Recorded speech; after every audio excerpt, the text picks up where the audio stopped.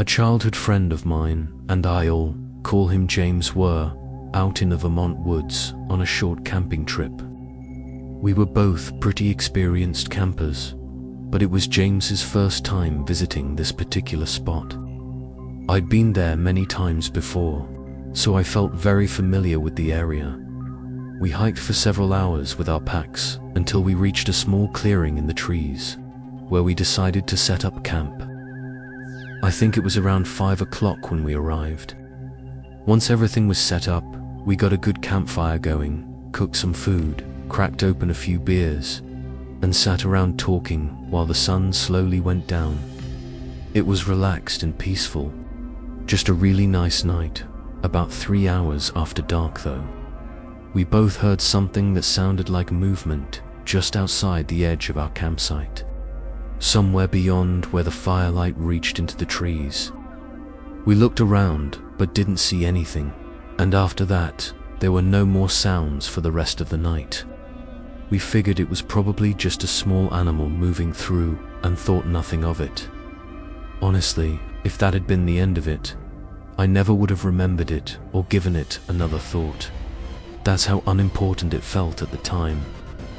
If you don't camp much, it might sound unsettling, but when you're out in the woods often, noises like that are common and almost never mean anything serious.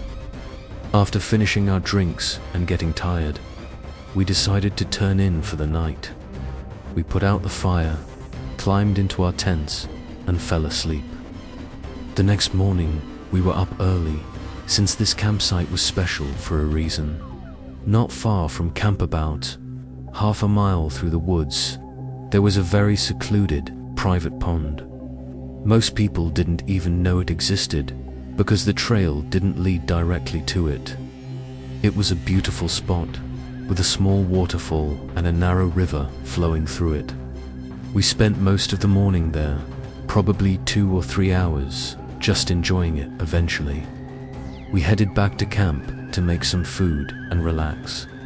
I even laid down and took a short nap. Before long though, it was around 5 again, and the sun was starting to dip lower. We realized we hadn't gathered any firewood yet for the evening.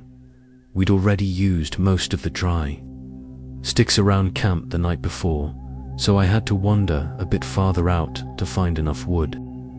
Partway through, James said he was going to walk around and explore some of the surrounding areas, and would pick up whatever firewood he could on his way back. I told him that was fine and kept collecting sticks on my own. James did that almost every time we went camping. I think he just liked having some quiet time alone and soaking in the scenery.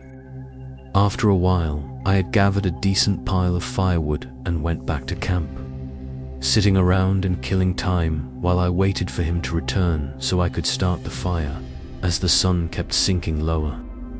I started to realize it had been an unusually long time since James had left. He normally didn't stay gone that long, and he was experienced enough to know not to wander too far with sunset approaching. Out there, with no cell service, the only way we could communicate was with our small satellite messengers.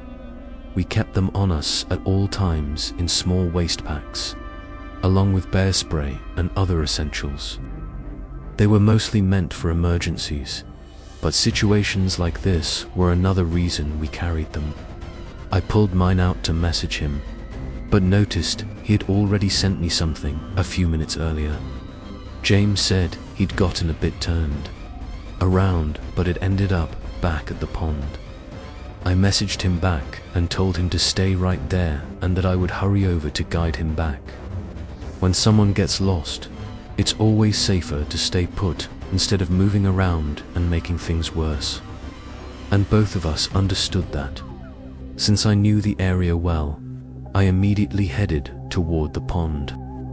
At that point, it felt like a race against the setting sun. Even with headlamps and familiarity with the terrain during the day, it would be very easy to get disoriented once night fell.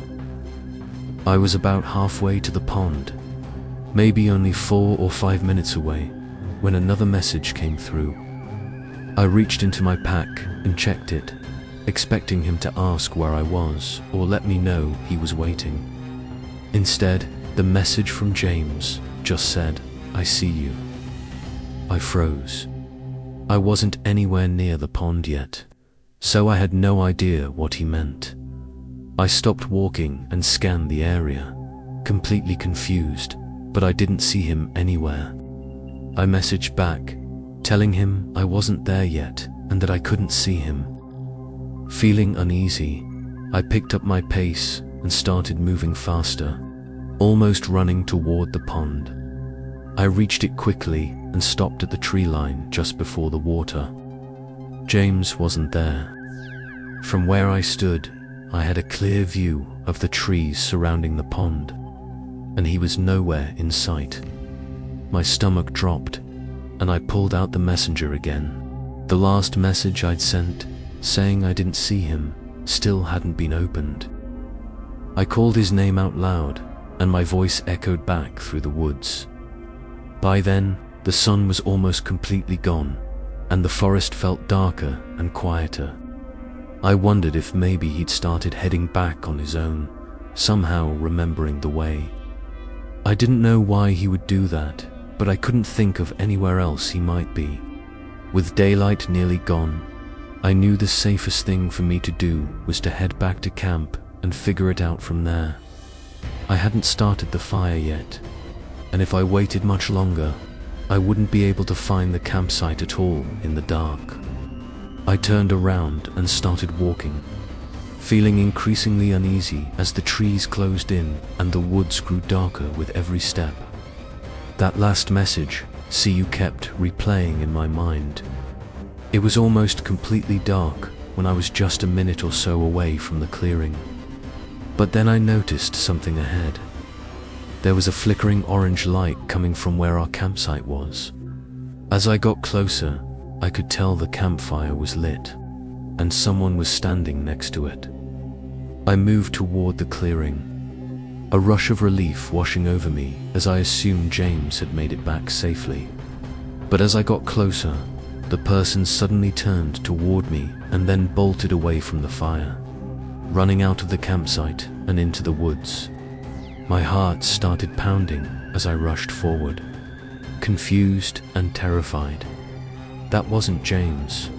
I pulled out my messenger again and started sending message after message. By then, I was genuinely scared and deeply unsettled by everything happening. Only a minute or two later, James came running out of the trees and into the campsite. His face showed both fear and relief at the same time. The first thing he said was that we needed to leave immediately. I agreed and told him about the person I'd seen standing by the fire. He said it was probably the same man he had seen near the pond. At first, James thought it was me, until he got close enough to realize it wasn't. He said he tried asking the man if he knew how to get back to the trail, but the man never answered. Instead, the man kept walking closer, and James noticed a deeply unsettling smile spread across his face. He said there was something seriously wrong with how the man looked, like his face was uncanny and not quite right. Something about him just didn't feel normal. That was when James panicked and ran in what he thought was the direction of the campsite. He got turned around again, but eventually saw the glow of the fire and followed it back. We didn't waste any time. We packed up and left. The hike back was extremely nerve, but we managed to reach the car and drive away. Afterward, I couldn't stop thinking about the entire trip, especially the movement we'd heard outside our camp the first night. When I put everything together, it seemed clear that the man had been out there the whole time, watching us and waiting for one of us to be alone. The thought that he was nearby while we were talking, sleeping, and completely unaware of him is still incredibly disturbing. Every once in a while, James and I talk about that camping trip, but neither of us has ever wanted to go back to those woods.